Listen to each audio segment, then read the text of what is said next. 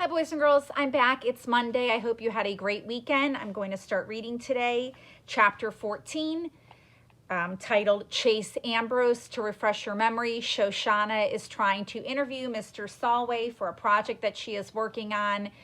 She goes to the assisted living facility to try to interview Mr. Solway, but we know he's kind of sort of like a cranky old man, so he doesn't immediately agree to the interview until he realizes that Chase and Shoshana know each other, and then he agrees to the interview. Shoshana's not happy about that because she can't stand Chase for what he's done to her brother. So chapter 14, Chase Ambrose. My dad recently bought himself a souped up Mustang with 400 horsepower, huge tires, and just enough of a defect in the muffler that it roars like a bulldozer. That's what he drives when he isn't in the Ambrose electric truck. He won't be caught dead in Corinne's van. And he assures me when I'm 16, my first lesson will be behind the much beloved wheel of the Stang. I hope not, I tell him, because I won't be able to make out a single word over the engine noise. He laughs. You won't be able to hear a police siren either, but you'll be able to outrun one. We pull up in front of my house and he kills the engine so we can hear each other scream. Thanks for dinner, Dad. Corinne's a great cook. The best. Helene's really fun too.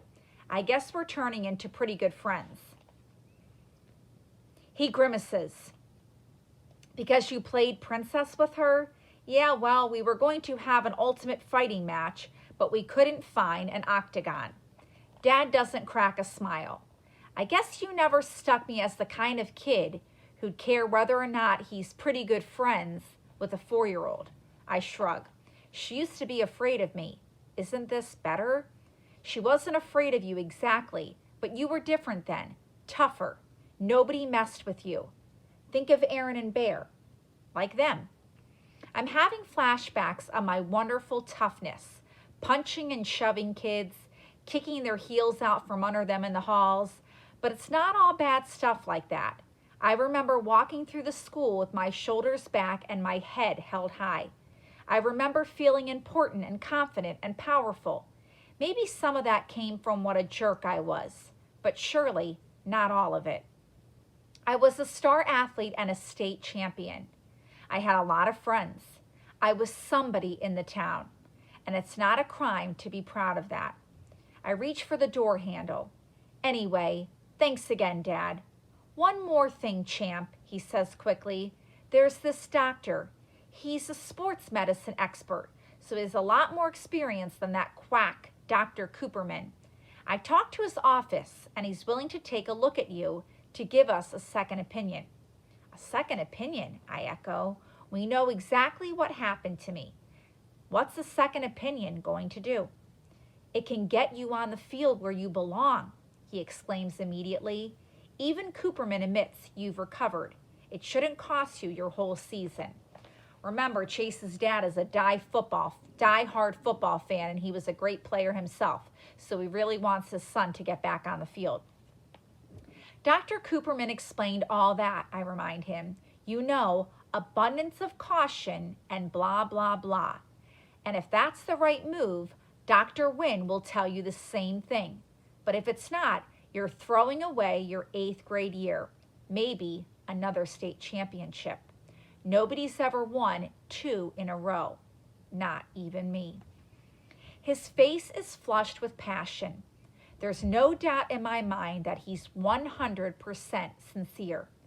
Even more amazing, he's talking about me surpassing what he accomplished on the Hurricanes. Obviously, there's a lot I can't remember, but for him to suggest I might go beyond him, that he might be second best after me, that's huge. How could I not see this Wynn guy? He's a specialist, which means he knows more about sports injuries than anybody, including Dr. Cooperman. If he gives me the okay to play, then nobody can stop me. I'll tell Mom, I promise. God, no, he explodes. When I gawk at him, he adds, we don't want to worry her. She's got enough on her mind. I'll take you to Dr. Wynn, and when we get the all clear, then we'll find a way to bring it up to your mother. Do you know why he doesn't want Chase's mom to know about the doctor's appointment? Because she's not going to be happy about it. She wants the best for Chase. She wants him to be healthy and safe. His dad is more focused on Chase playing football. I don't want to get my hopes up too high. You mean if we get the all clear, I amend? Whatever. But I've got a good feeling about this, champ. You'll have your old life back before you know it. My old life? I allow my mind to sift through the idea. I'm excited to play football, but what I really crave is the chance to be me again. To make up with my best friends and mend fences with the team. Those feelings of pride won't just come from memories anymore. It could all happen very soon. Bear snatches the pass out of the air, hugs the ball close to his body, and executes a lightning spin move around a lady pushing a baby carriage on the sidewalk. Watch it, she barks as the startled baby begins to scream. Sorry, I shout over my shoulder, and we continue along Portland Street, tossing the ball between the three of us. I'm not back on the team just yet, but no one said I couldn't play a friendly game of catch as we make our way to community service. The friendly part is just for us.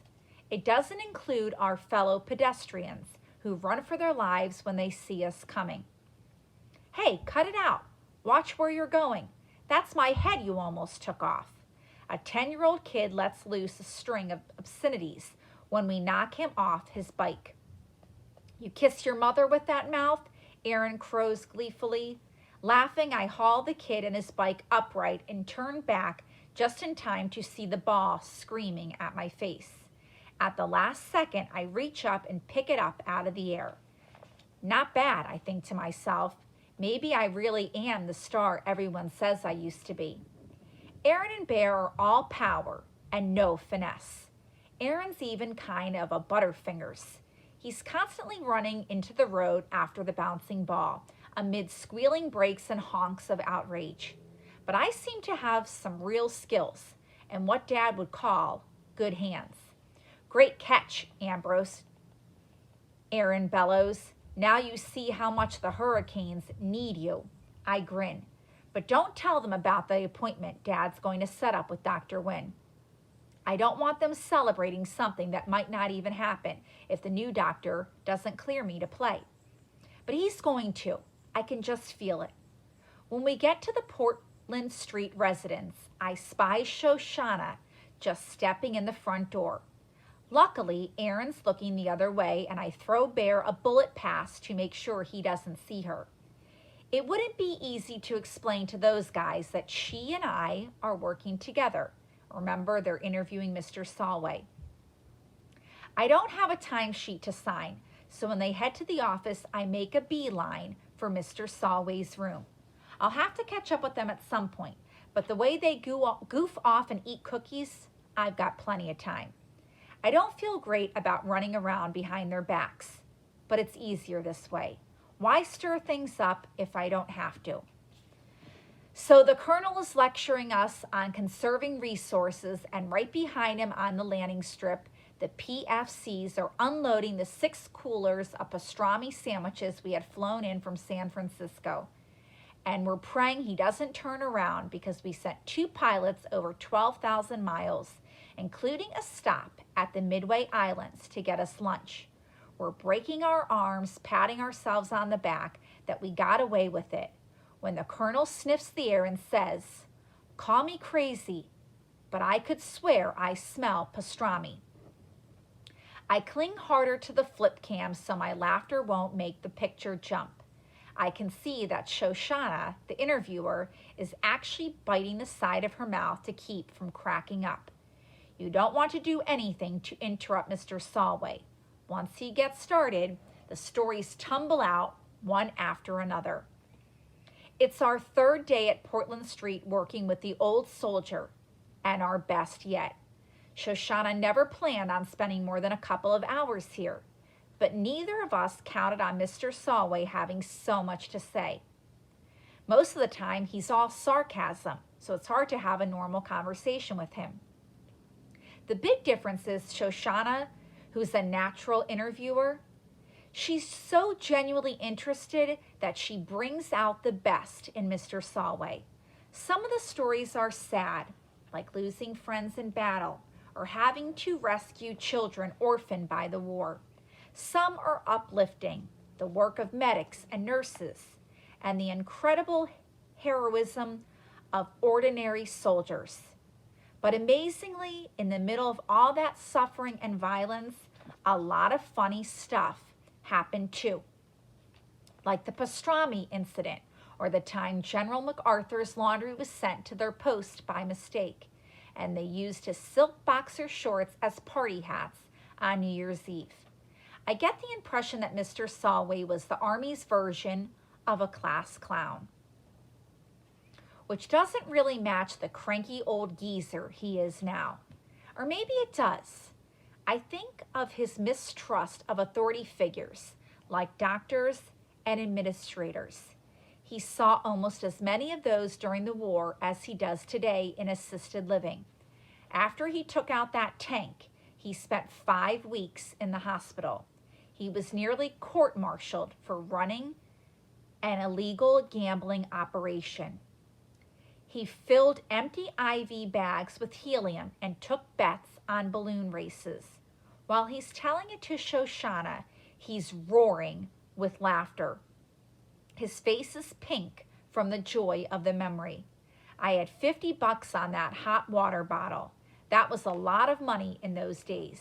And this crazy Texan threw a hypodermic needle like a dart and brought me down 3 feet shy of the finish line. I've never been so mad at anybody in my life, but I paid up. At least I was going to until the MPs raided the game. Party poopers. Engrossed in the story, I nearly missed the twin gasps from the hall. I glance over my shoulder to spy Aaron and Bear standing in the doorway, staring. Busted.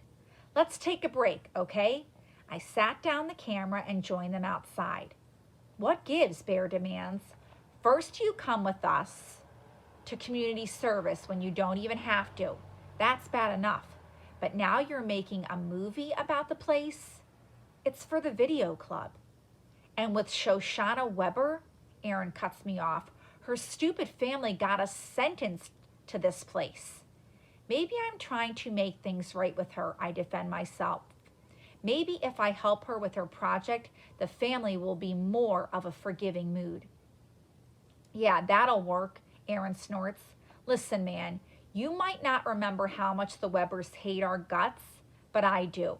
If it was up to them, we wouldn't be on community service. We'd be on death row. But hey, it's all good. If you want to spend your time with people who curse the day you were born instead of your true friends, it's not like we can stop you. I'm torn. On the one hand, I'm not doing anything wrong. Still, I've kind of brought this on myself by covering up the fact that I'm working with Shoshana. Aaron looks honestly hurt, like I'm stabbing him in the back. And let's face it, he might be kind of right. After all, I didn't have to be so secretive about the video project. Bear chimes in. And of all the Dumbledores in this place, why do you have to pal around with Mr. Solway? We're interviewing him, I try to explain. He's the most interesting person here. The guy's a war hero. They stare at me like I've got cabbage for a head through a long, weird silence. Finally, Aaron mumbles, "Yeah, you showed us the picture. The way you ignore all the residents here, I figured maybe you forgot." "Yeah, well, we didn't," Bear snaps. "We know all about Mr. Steinway." "Stallway, or Solway," I correct. Aaron is annoyed. "Listen, when you're practicing football 3 hours a day and doing community service because you have to, not because it's your hobby, you've got a lot more on your mind than remembering every old coot's name. Come on, Bear. Look who's talking about forgetting, Bear adds resentfully as they head down the hall. Way to go, Chase. I chew myself out as they round the corner. This is exactly what I was trying to avoid, and now they're mad at me. Worse, they feel like they can't trust me anymore.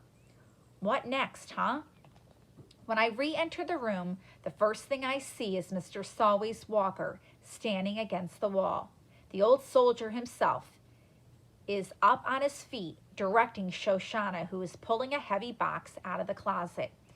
You know, she's saying, I thought being in the army taught people to be more orderly. Mr. Solway throws his head back. I'm the exception to that rule. Some of the fellows to this day, they make a bed so tight you could bounce a quarter off the blanket. Me, I always hated the spit and polish. I promised myself that the minute there was no sergeant around to search for a speck of dust in my boots, I was going to be as messy as I wanted to be. Well, in that case, Shoshana informs him, this closet is your crowning glory. Instead of being insulted, the old soldier looks kind of pleased. I can see it from all the way across the floor. There are a few shirts, pairs of pants, and one suit on hangers pushed over to one side. The rest of the space, 90% of it, is jam-packed with what can only be described as stuff. Picture the entire contents of a house crammed into a tiny 4x4 space. All the things that would end up in the basement, the garage, the attic, live in that closet. There are books, ping pong paddles, a broom, a couple of bowling trophies, hip waders and a fishing rod, framed pictures, weed whacker, ice skates, a 3-foot-high oriental vase with a crack up the side, a golf umbrella, a garden gnome, luggage, and cartons of varying sizes. He has a lot of things in that closet. As I cross the room, I get a peek inside the box that Shoshana dragged out from the closet. It contains 3 replacement furnace filters, jumper cables for a car, and a sterling silver nutcracker set.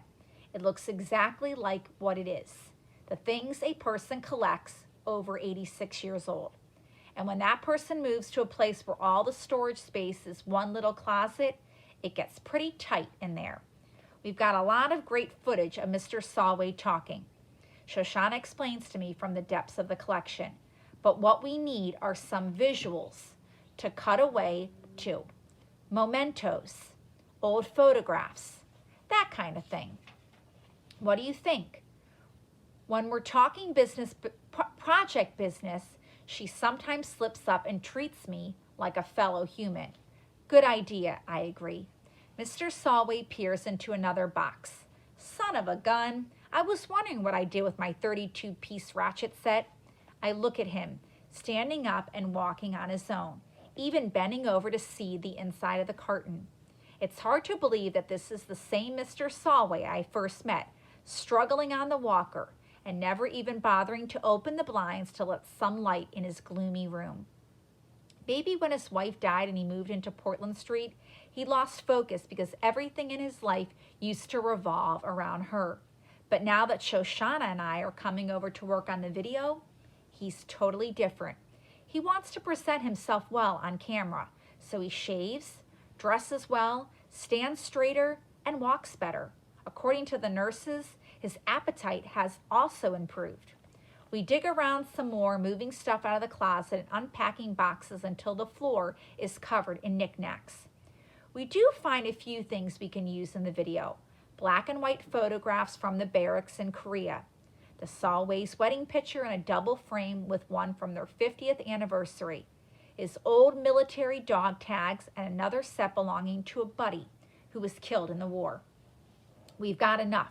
But Shoshana is like a bloodhound on her hands and knees in the closet, running her hand along the baseboard. What are you doing back there? Mr. Solway asks, drilling for oil. She reaches behind a golf bag and draws out a navy blue velvet jewelry box of an odd triangular shape. Embossed in silver on the lid is the Great Seal of the United States. It's his medal, remember, that he couldn't find? You found my medal, Mr. Solway exclaims in amazement. Glowing with discovery, Shoshana flips open the cover. The box is empty. Mr. Solway frowns. It must have fallen out. Shoshana and I give the closet floor a thorough inspection. No medal. She asks a question. Mr. Solway, when was the last time you wore your medal? In this place? He's sarcastic. Lots of state occasions here, wheelchair races. But what about before that, before you moved here? He casts her a wry grin. I get you. What if the crazy old codger packed up the empty case for a medal he lost 20 years ago? No, don't apologize. It's a valid question.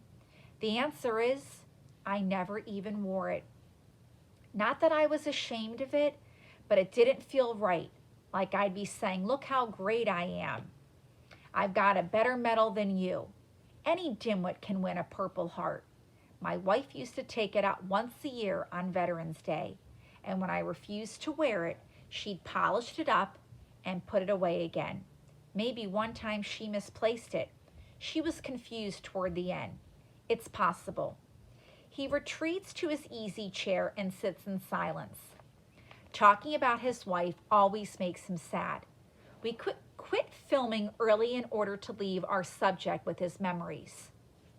I love Mr. Solway, but he's pretty weird, Shoshana says as we cross the lobby heading for the exit. He won his country's highest honor and basically ignored it. People were different back then, I offer. You know, more modest. Yeah, sure, modest, but to care so little that you don't even bother to open the case to see if the medal's still there and then hide it in the back of your closet behind a golf bag? You've got to be a real oddball. We're going through the sliding doors, which might be why she doesn't notice that I stagger for a split second. Missing medal? Empty case buried under tons of junk? Mr. Solway's medal wasn't lost. It was stolen. Somebody pocketed it and tossed the case where it would be hard to find. Who would do such a thing? There are plenty of possibilities. Portland Street is a busy place with a big staff, doctors, nurses, attendants, service people. There were painters in recently. It could have been one of the other residents or even a visitor. But as I run my mind over the range of suspects, an image keeps forcing itself in front of my eyes. I see a $20 bill in Mrs. Swanson's shaky hands. I see greedy fingers snatching it away. So who does he think may have taken the medal? I think he's thinking it might have been Aaron and Bear because they did steal the $20 from Mrs. Swanson. Bear and Aaron gloating over all the pizza it would buy. Of course, there's a big difference between $20 and the decoration awarded to a war hero to honor his bravery above and beyond the call of duty. But somebody greedy enough to take money from a confused old lady who thinks she's tipping room service. How could a guy like that pass up the chance to get his hands on something far more valuable? I must turn pale because Shoshana regards me in concern. Are you okay? You look like you're about to faceplant. I'm fine. I'm so not fine, but I keep my mouth shut. What kind of friend am I that I instantly suspect Aaron and Bear of stealing Mr. Solway's medal? What kind of friends are they that it's so easy for me to believe that they did it? 2 hard questions followed by a third. What should I do now? I know that was a long chapter, sorry, but hope you liked chapter 14. We will have to keep reading chapter 15 tomorrow to see if Chase is able to figure out who has taken Mr. Solway's medal. Do you think it is Aaron and Bear? What are your thoughts? Don't forget to answer the comprehension questions. Hope you have a great day, and I'll see you tomorrow. Bye.